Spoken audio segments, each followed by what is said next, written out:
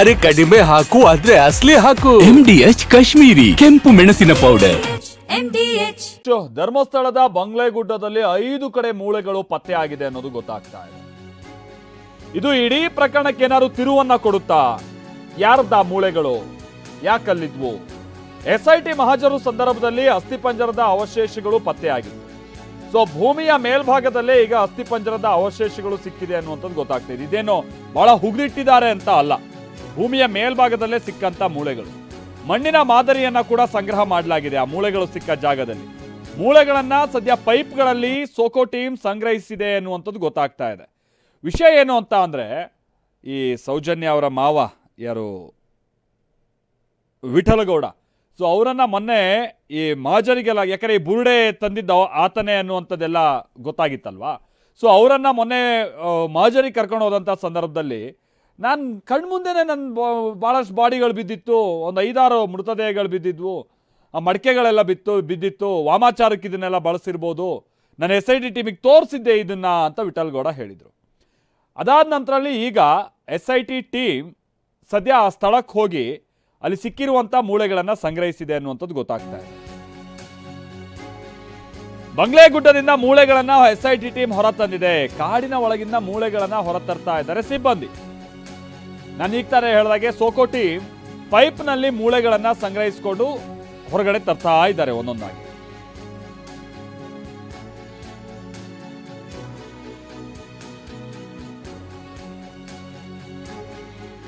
ನಾನು ಈಗ ತಾನೇ ಹೇಳಿದಾಗೆ ಇದು ಇಡೀ ಪ್ರಕರಣಕ್ಕೆ ಏನಾದ್ರು ತಿರುವನ್ನ ಕೊಡುತ್ತಾ?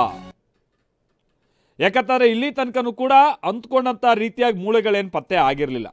ಯಾವುದೋ ಒಂದು ಸ್ಥಳದಲ್ಲಿ ಸಿಕ್ಕಿತ್ತು, ಇನ್ನೊಂದು ಸ್ಥಳದಲ್ಲಿ ಇದೇ ಥರ ಭೂಮಿ ಮೇಲ್ಭಾಗದಲ್ಲಿ ಮೂಳೆ ಸಿಕ್ಕಿತ್ತು ಅಂತ. ಇದು ಬಹುತೇಕ ಅದೇ ಸ್ಥಳ, ಭೂಮಿಯ ಮೇಲ್ಭಾಗದಲ್ಲಿ ಏನು ಮೂಳೆಗಳು ಸಿಕ್ಕಿತ್ತಲ್ಲ, ಏನು 11A ಏನೋ ಆ ಸ್ಥಳ ಇತ್ತಲ್ಲ, ಅದರ ಹತ್ರನೇ ಆಸ್ಪಾಸಲ್ಲೇ ಇದು ಸಿಕ್ಕಿರೋ ಮೂಳೆಗಳು ಅಂತೇಳಿ ತಿಳಿಯುತ್ತೆ.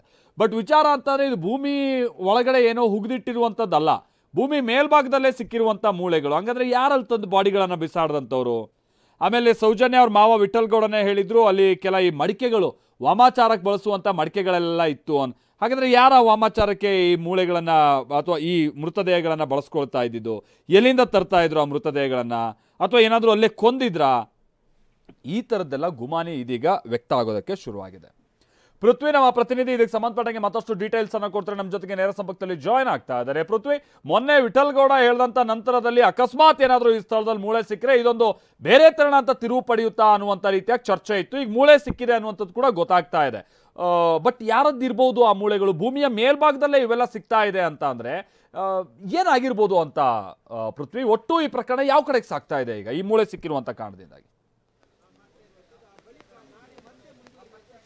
ಮಾಲ್ತೇಶ್, ಸದ್ಯಕ್ಕೆ ಬಂಗ್ಲಗುಡ್ಡದ 5 ಕಡೆಯಲ್ಲಿ ಈ ಒಂದು ಮಾನವನ ಮೃತದೇಹದ ಮೂಳೆಗಳು ಸಿಕ್ಕಿದೆ ಅನ್ನೋ ಮಾಹಿತಿ ಈಗ ಸಿಕ್ಕಿರುವಂಥದ್ದು. ಅಂದರೆ SIT ಇವತ್ತು ಬೆಳಗ್ಗೆಯಿಂದ 3 ತಂಡಗಳಾಗಿ ಕಾರ್ಯಾಚರಣೆಯನ್ನು ಆರಂಭಿಸಿತ್ತು. 3 ತಂಡಗಳಾಗಿ ವಿವಿಧ ಜಾಗಗಳಲ್ಲಿ ಈ ಕಾರ್ಯಾಚರಣೆಯನ್ನು ಮಾಡುವಂಥ ಸಂದರ್ಭದಲ್ಲಿ ಒಟ್ಟು 5 ಕಡೆ ಈ ಒಂದು ಮೂಳೆಗಳು ಪತ್ತೆಯಾಗಿದೆ ಅನ್ನೋ ಮಾಹಿತಿ ಈಗ ಸಿಕ್ಕಿರುವಂಥದ್ದು. ಸದ್ಯಕ್ಕೆ ಎಲ್ಲರೂ ಕೂಡ ಊಟದ ಬ್ರೇಕನ್ನು ತೆಗೆದುಕೊಂಡಿದ್ದಾರೆ. ಮತ್ತು ಆ ಒಂದು ಮೂಳೆ ಸಿಕ್ಕಂತಹ ಜಾಗವನ್ನು ಮಾಜರ್ ಮಾಡುವಂಥದ್ದು, ಅದನ್ನು ಕಲೆಕ್ಟ್ ಮಾಡುವ ಕೆಲಸಕ್ಕೆ ಕೂಡ ಇನ್ನು ಊಟದ ಬ್ರೇಕ್ ಆದಮೇಲೆ ಅದನ್ನು ಮಾಡಲಿದ್ದಾರೆ. ಆದರೆ ಇಲ್ಲಿ ಪ್ರಮುಖವಾಗಿ ಭೂಮಿಯ ಮೇಲ್ಭಾಗದಲ್ಲಿ ಈ ಮೂಳೆಗಳು ಸಿಕ್ಕಿರುವಂಥದ್ದು. ಅಂದರೆ ಆ ಭೂಮಿಯ ಒಳಭಾಗದಲ್ಲಿ ಎಲ್ಲೂ ಕೂಡ ಡಿಗ್ ಮಾಡಿಲ್ಲ, ಉತ್ಖನನ ಮಾಡಿಲ್ಲ. ಭೂಮಿಯ ಮೇಲ್ಭಾಗದಲ್ಲಿ ಕಂಡು ಬಂದಂತಹ ಮೂಳೆಗಳು, ಅಂದರೆ ಏನು ಆ ಕಾಡಿನಂಥ ಪ್ರದೇಶ ಆಗಿರೋದ್ರಿಂದ ಆ ಮೂಳೆಗಳ ಮೇಲೆ ಸ್ವಲ್ಪ ಈ ಏನು ಮರಗಳ ಎಲೆಗಳು, ದರಗು ಮತ್ತು ಈ ಥರದ್ದೆಲ್ಲ ಕಡ್ಡಿ ಕಸಗಳೆಲ್ಲವೂ ಕೂಡ ತುಂಬಿಕೊಂಡಿದ್ದಂಥದ್ದು. ಅದನ್ನು ಸರಿಸಿ ನೋಡಿದಂಥ ಸಂದರ್ಭದಲ್ಲಿ ಏನು ಸಿಕ್ಕಿದೆ ಅಂತಹ ಮೂಳೆಗಳನ್ನು ಈಗ ಅಲ್ಲಿ ಕಲೆಕ್ಟ್ ಮಾಡಲಾಗಿದೆ. ಅದನ್ನು ಸ್ಪಾಟ್ ಮಾಜರನ್ನು ಮಾಡ್ತಾ ಇದ್ದಾರೆ. ಸೊ ನೀವು ಕೇಳಿದಂಗೆ ಇಲ್ಲಿ ಪ್ರಮುಖವಾಗಿ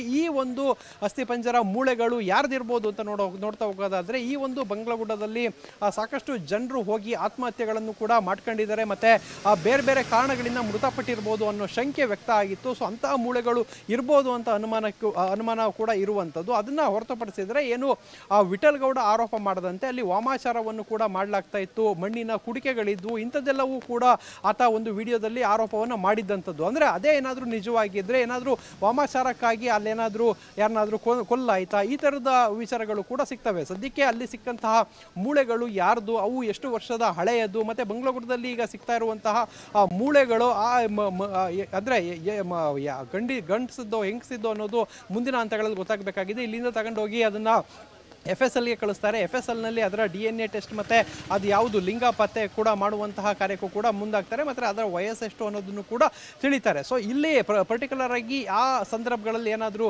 ಯಾವುದಾದ್ರೂ ಡೆತ್ ಆಗಿರೋಂಥದ್ದು, ಮಿಸ್ಸಿಂಗ್ ಕಂಪ್ಲೇಂಟ್ ಆಗಿರೋಂಥದ್ದು ಏನಾದರೂ ಇದೆಯಾ ಅನ್ನೋದು ಕೂಡ ನೋಡಲಾಗುತ್ತೆ. ಸದ್ಯಕ್ಕೆ ಈ ಒಂದು ಬಂಗ್ಲಗುಡ್ಡದಲ್ಲಿ ಸಾಕಷ್ಟು ಜನರು ಆತ್ಮಹತ್ಯೆಗಳನ್ನು ಕೂಡ ಮಾಡ್ಕೊಂಡಿದ್ದಾರೆ ಅನ್ನೋ ಅಂದರೆ ಮಾತುಗಳು ಈ ಹಿಂದೆಯಿಂದನೂ ಕೂಡ ಕೇಳಿಬರ್ತಾ ಇತ್ತು.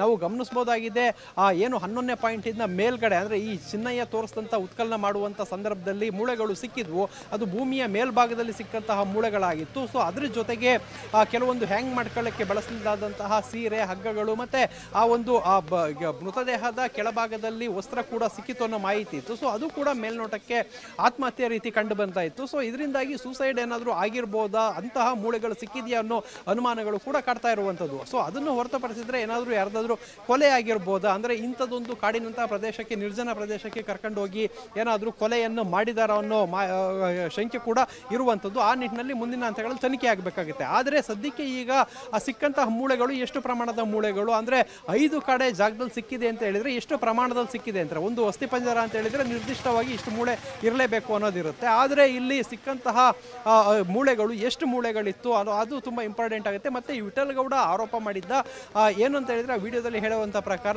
ನೋಡುವಂಥ ಸಂದರ್ಭದಲ್ಲಿ ಸಣ್ಣ ಸಣ್ಣ ಮಕ್ಕಳ ಮೂಳೆಗಳು ಇರೋದನ್ನು ನಾನು ನೋಡಿದ್ದೆ ಅಂತ ಆತ ಹೇಳಿದ್ದ. ಸೊ ಅದರಿಂದಾಗಿ ಅಲ್ಲಿ ಸಿಕ್ಕಂಥ ಮೂಳೆಗಳೇನಾದರೂ ಮಕ್ಕಳ ಮೂಳೆಗಳೇನಾದರೂ ಸಿಕ್ಕಿದೆಯಾ, ಸಣ್ಣ ಸಣ್ಣ ಮಕ್ಕಳ ಮೂಳೆಗಳು ಅಂತ ಹೇಳಿದರೆ ಅಲ್ಲಿ ಯಾವುದೇ ರೀತಿ ಸೂಸೈಡ್ ಇಂಥದ್ದೇನೂ ನಡೆದಿರೋಕ್ಕೆ ಸಾಧ್ಯ ಇಲ್ಲ.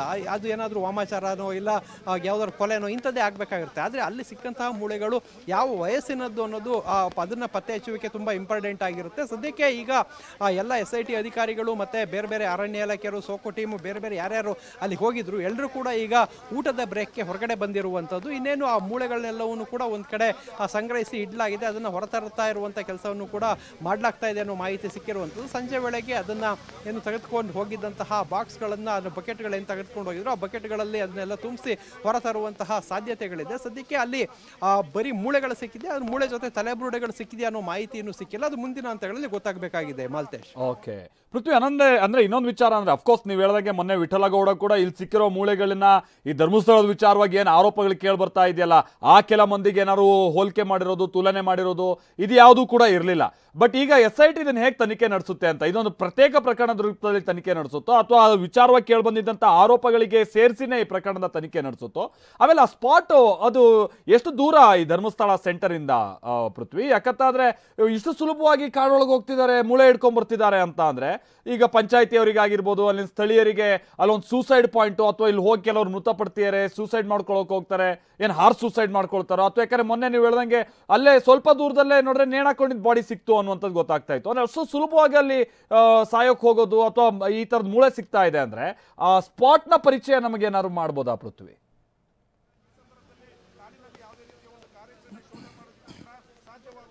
ಖಂಡಿತ ಮಲ್ತೇಶ್, ಇಲ್ಲಿ ಇದು ಗಮನಿಸಬೇಕಾದ ಅಂಶ ಅಂತ ಹೇಳಿದರೆ ಇಲ್ಲಿ ಮೇಲ್ಗಡೆ ಅಂದರೆ ಭೂಮಿ ಮೇಲ್ಭಾಗದಲ್ಲೇ ಸಿಗ್ತಾ ಇರುವಂಥದ್ದು. ಅಂದರೆ ಇತ್ತೀಚೆಗೆ ಆ ಒಂದು ಎಲ್ಲವೂ ಕೂಡ ಮೃತಪಟ್ಟಿರುವಂಥದ್ದು, ಅಂದರೆ ಇತ್ತೀಚಿನ ವರ್ಷಗಳಲ್ಲಿ ಮೃತಪಟ್ಟಿರುವಂಥ ಸಾಧ್ಯತೆಗಳಿದೆ. ಇನ್ನು ನೀವು ಕೇಳಿದರೆ ಧರ್ಮಸ್ಥಳದಿಂದ ಎಷ್ಟು ಕಿಲೋಮೀಟರ್ ಆಗುತ್ತೆ ಅಂತೇಳಿ, ಧರ್ಮಸ್ಥಳ ಟೆಂಪಲ್ ಅಂದರೆ ಧರ್ಮಸ್ಥಳದಿಂದ ಒಂದು 2-3 ಕಿಲೋಮೀಟರ್ ದೂರದಲ್ಲಿ ಇರುವಂಥದ್ದು. ಮತ್ತು ನೇತ್ರಾವತಿಯ ಸ್ನಾನಘಟ್ಟ ಏನೆಲ್ಲರೂ ನೋಡಿರ್ತಾರೆ, ಆ ಸ್ನಾನಘಟ್ಟದ ಪಕ್ಕದಲ್ಲೇ ಇರುವಂಥ ಬಂಗ್ಲಗುಡ್ಡ. ಇಲ್ಲಿ ನಾನು ಎಕ್ಸಾಕ್ಟಾಗಿ ತೋರಿಸ್ತಾ ಹೋಗೋದಾದರೆ ಇದು ಉಜಿರೆ ಕಡೆಯಿಂದ ಬರುವಂತಹ ರಸ್ತೆ ಏನು ಇಲ್ಲಿ ಕಾಣ್ತಾ ಇದೆ. ಸೊ ಇದು ಉಜಿರೆಯಿಂದ ಧರ್ಮಸ್ಥಳದ ಕಡೆಗೆ ಬರುವಂತಹ ರಸ್ತೆ ಇದಾಗಿರುವಂಥದ್ದು. ಸೊ ಇಲ್ಲಿ ಆ ಕ್ರಾಸ್ ಏನು ಒಂದು ಬ್ರಿಡ್ಜ್ ಸಿಗುತ್ತೆ, ನೇತ್ರಾವತಿ ಬ್ರಿಡ್ಜ್.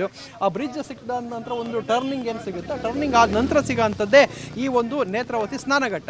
ಸೊ ಅದರ ಪಕ್ಕದಲ್ಲೇ ಇರುವಂಥ ಬಂಗ್ಲಗುಡ್ಡೆ, ಅಂದರೆ ಈ ರಸ್ತೆಯಲ್ಲಿ ಇಲ್ಲಿ ಬಂದ ತಕ್ಷಣ ಅದರ ಪಕ್ಕದಲ್ಲೇ ಇರುವಂಥದ್ದು. ಅಂದರೆ ಇದು ಆ ರಸ್ತೆ ಪಕ್ಕದಲ್ಲೇ ಇರುವಂತಹ ಬಂಗ್ಲಗುಡ್ಡ. ಪ್ರತಿನಿತ್ಯ ಅಂದರೆ ಏನು ಧರ್ಮಸ್ಥಳಕ್ಕೆ ಬರುವಂತಹ ಭಕ್ತರು ಸಾವಿರಾರು ಸಂಖ್ಯೆಯಲ್ಲಿ ನೇತ್ರಾವತಿ ನದಿಗೆ ಬಂದು ಅಲ್ಲಿ ಪುಣ್ಯ ಸ್ನಾನವನ್ನು ಮಾಡ್ತಾರೆ. ಸೊ ಅದರ ಪಕ್ಕದಲ್ಲೇ ಇರುವಂತಹ ಗುಡ್ಡ ಇದು. ಸೊ ಒಂದು 10 ಎಕರೆ ವಿಸ್ತೀರ್ಣ ಇರುವಂತಹ ಗುಡ್ಡ, ಅರಣ್ಯ ಇಲಾಖೆಗೆ ಸೇರಿದಂತಹ ರಿಸರ್ವ್ ಫಾರೆಸ್ಟ್ ಇದಾಗಿದೆ. ಸೊ ಇದು ನೀವು ಹೇಳ್ದಂಗೆ ಇಲ್ಲಿ ಈ ಸೂಸೈಡ್ ಇಲ್ಲೇನಾದರೂ ಹೋಗಿ ಸೂಸೈಡ್ ಮಾಡ್ಕೊಳ್ಳೋ ಅಂಥ ವಿಚಾರಗಳು ಸ್ಥಳೀಯರಾಗಿರ್ಬೋದು, ಮತ್ತು ಇಲ್ಲಿ ಬಂದಂಥ ಭಕ್ತಾದಿಗಳಾಗಿರ್ಬೋದು, ಅಲ್ಲಿ ನೆರೆದಿಂದವರಿಗೆ ಹಿಂದೆ ಗೊತ್ತಿರಲಿಲ್ವ ಅನ್ನೋ ವಿಚಾರಕ್ಕೆ ಸಂಬಂಧಪಟ್ಟಂತೆ ಇಲ್ಲಿ ಇದನ್ನು ಸಂಪೂರ್ಣವಾಗಿ ಪೊಲೀಸ್ ವೈಫಲ್ಯ ಅಂತಲೇ ಹೇಳ್ಬೋದು. ಯಾಕೆಂತ ಹೇಳಿದರೆ ಇಷ್ಟು ವರ್ಷಗಳಲ್ಲಿ ಇಂಥದ್ದೊಂದು ಸ್ಕೆಲಿಟನ್ಸ್, ಮೂಳೆಗಳು, ಅಸ್ಥಿಪಂಜರಗಳು ಇವನ್ನೆಲ್ಲವೂ ಕೂಡ ಇಂಥದ್ದೊಂದು ಬಂಗ್ಲಗುಡ್ಡೆಯಲ್ಲಿ ಇದೆ ಅಂತ ಗೊತ್ತಾದರೆ ಅದು ಅಲ್ಲಿ ಇದೆ ಅನ್ನೋದು ಸ್ಥಳೀಯರ ಸ್ಥಳೀಯರ ಹತ್ರನೂ ಮಾಹಿತಿ ಇದೆ ಅನ್ನೋದಾದರೆ ಸೊ ಪೊಲೀಸರು ಆ ಸಂದರ್ಭದಲ್ಲಿ ಯಾಕೆ ಈ ಕಡೆ ಎಲ್ಲ ಹೋಗಲಿಲ್ಲ, ಮತ್ತು ಮಿಸ್ಸಿಂಗ್ ಆದಂತಹ ಕೇಸ್ಗಳನ್ನು ಹುಡುಕುವಂಥ ಸಂದರ್ಭದಲ್ಲಿ ಇಂತಹ ಜಾಗಗಳನ್ನೆಲ್ಲ ಯಾಕೆ ಬಿಟ್ಟರು ಅನ್ನೋ ಕ್ವಶನ್ಗಳು ಕೂಡ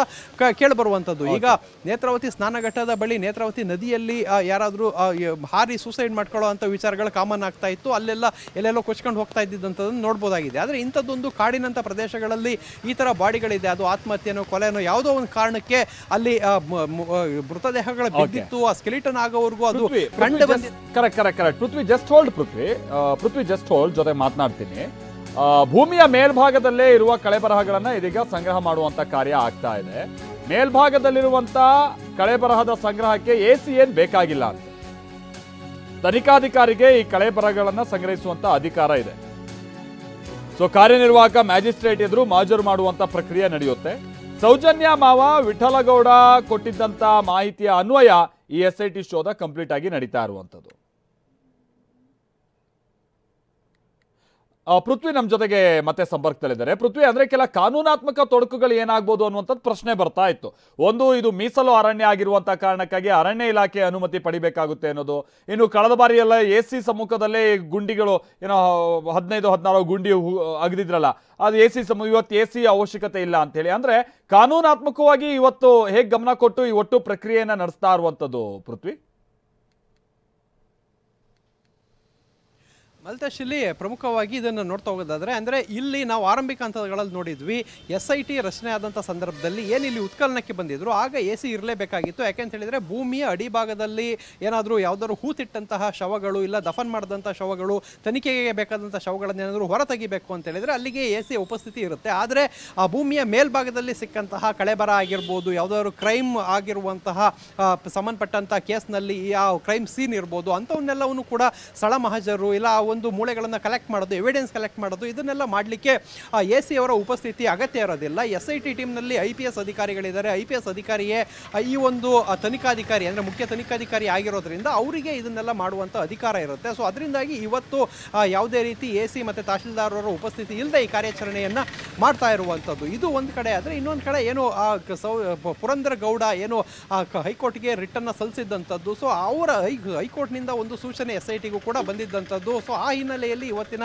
ಕಾರ್ಯಾಚರಣೆಗಳು ಕೂಡ ಸಾಕಷ್ಟು ಇದರಲ್ಲಿ ನಡೀತಾ ಇರುವಂಥದ್ದು. ಅಂದರೆ ಪುರಂದರಗೌಡ ಮತ್ತು ಏನು ತುಕಾರಾಮ್ ಗೌಡ ಅಂತ ಹೇಳಿ ಇಬ್ಬರು ಹೋಗಿ ಹೈಕೋರ್ಟ್ಗಳಲ್ಲಿ ಅರ್ಜಿ ಸಲ್ಲಿಸಿದ್ರು. ಇದನ್ನು ನಮ್ಮ ಸಾಕ್ಷಿಯಾಗಿ ಪರಿಗಣಿಸಬೇಕು ಅಂತೇಳಿ ಕೇಳ್ಕೊಂಡಿದ್ರು. ಅದನ್ನು ಹೈಕೋರ್ಟ್ ಪುರಸ್ಕರಿಸಿತ್ತು. ನಾಳೆ ಅದರ ಹಿಯರಿಂಗ್ ಕೂಡ ಇರುವಂಥದ್ದು. ಅಂದರೆ ಇಲ್ಲಿ ಸಾಕಷ್ಟು ಹಿಂದೆ ಅಂದರೆ ಈ ಒಂದು ಉತ್ಖನನ ಕಾರ್ಯಾಚರಣೆ ನಡೀತಾ ಇರುವಂಥ ಸಂದರ್ಭದಲ್ಲೇ ಅವರು ಬಂದಿದ್ದರು. ಚಿನ್ನಯ್ಯ ತೋರಿಸ್ತಾ ಇರುವಂತಹ ಜಾಗಗಳ ಬಗ್ಗೆ ನಮಗೂ ಕೂಡ ಅದರ ಬಗ್ಗೆ ತಿಳುವಳಿಕೆ ಇದೆ, ನಾವು ಕೂಡ ನೋಡಿದ್ವಿ, ನಮ್ಮನ್ನು ಸಾಕ್ಷಿಯಾಗಿ ಪರಿಗಣಿಸಿ ಅಂತ ಹೇಳಿದರು. ಆದರೆ SIT ಅದನ್ನು ಪರಿಗಣಿಸಿರಲಿಲ್ಲ, ಅವ್ರನ್ನ ವಾಪಸ್ ಕಳಿಸಿತ್ತು. ಸೊ ಅವರು ಆದ ನಂತರ ಹೈಕೋರ್ಟ್ಗೆ ಹೋಗಿದ್ದಂಥದ್ದು. ಸೊ ಈ ಎಲ್ಲ ಬೆಳವಣಿಗೆಗಳ ಮೂಲಕ ಇಲ್ಲಿ ಆಗ್ತಾ ಇರುವಂಥದ್ದು. ಅದಕ್ಕೆ ಪೂರಕವಾಗಿ ಏನು ವಿಠಲ್ಗೌಡ ಕೂಡ ಬಂದು ಒಂದು ವಿಡಿಯೋವನ್ನು ಮಾಡಿದ್ದಂಥದ್ದು. ಒಳಗಡೆ ಸಾಕಷ್ಟು ಮೂಳೆಗಳನ್ನು ನಾನು ನೋಡಿದ್ದೀನಿ ಅಂತ ಹೇಳಿರುವಂಥದ್ದು. ಆತ ಹೇಳಿದಂಥ ಸಂದರ್ಭದಲ್ಲಿ ಮಾಜರಿಗೆ ಹೋದಂಥ ಸಂದರ್ಭದಲ್ಲೇ ಈ ಮೂಳೆಗಳನ್ನು ನೋಡಿದ್ದೆ ಅಂತ ಹೇಳಿರುವಂಥದ್ದು. ಅಲ್ಲಿಗೆ ಮಾಜರಿಗೆ ಹೋದಂಥ ಜೊತೆಯಲ್ಲಿದ್ದಂಥ ಅಧಿಕಾರಿಗಳು ಕೂಡ ಅದನ್ನು ನೋಡಿರಲೇಬೇಕಾಗುತ್ತೆ. ಸೊ ಅದರಿಂದಾಗಿ ಈ ಒಂದು ಪ್ರದೇಶದಲ್ಲಿ ಇವತ್ತು ಕಾರ್ಯಾಚರಣೆಯನ್ನು ಹಮ್ಮಿಕೊಂಡಿದ್ರು. ಆ ಒಂದು ಕಾರ್ಯಾಚರಣೆ ವೇಳೆ ಈಗ 5 ಕಡೆ ಈ ಒಂದು ಮೂಳೆಗಳು ಸಿಗ್ತಾ ಇದೆ ಅನ್ನೋ ಮಾಹಿತಿ ಸಿಕ್ಕಿರುವಂಥದ್ದು. Malthesh, okay, thank you Prithvi. MDH ನ ಕಿಚನ್ ಅಲ್ಲಿದ್ರೆ ನಾವು ಎಲ್ಲವನ್ನು ಮಾಡಬಹುದು. ಬೆಂಗನ್ ಕಾ ಬರ್ತಾ, ಆಲೂ ಗೋಬಿ, ಬಿಂಡಿ ಮಸಾಲಾ, ಇನ್ನೂ ಬಹಳಷ್ಟು. MDH